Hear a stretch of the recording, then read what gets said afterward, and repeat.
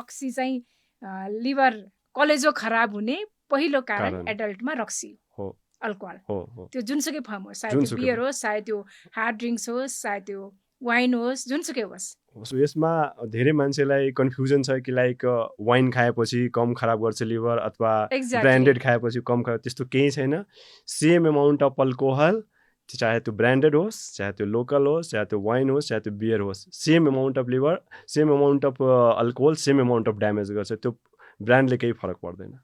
तर यहाँ हामी कहाँ धेरै चाहिँ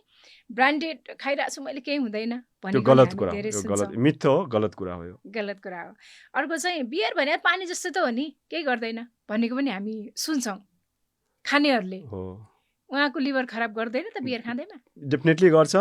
फरक मात्रै हुन्छ जस्तै डिफ्रेन्ट अल्कोहलमा अल्कोहलको कन्सन्ट्रेसन कति छ? मात्रा फरक हुन्छ सो अभियसली बियरमा कम हुन्छ कम एज हुन्छ। Compare to hard drink so अँ। बियर बढी खानु पर्यो as compare to hard drink अँ, तर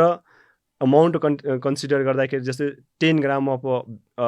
10 ग्राम जति अल्कोहलको मात्रा भएको बियर खायो अनि 10 ग्राम वाइनको खायो सेम ड्यामेज हुन्छ त्यसमा कुनै फरक पर्दैन फरक छैन तपाईँहरूले पनि यदि सोचिरहनु भएको छ मैले ब्रान्डेड रक्सी खाइरहेको छु अल्कोहल खाइरहेको छु अथवा बियर मात्रै त हो पानी जस्तै हो भनिरहनु भएको छ भने त्यसो होइन रहेछ डाक्टर साहबले एकदमै प्रष्ट पारिसक्नु भएको छ मैले पनि यहाँलाई जानकारी गराएँ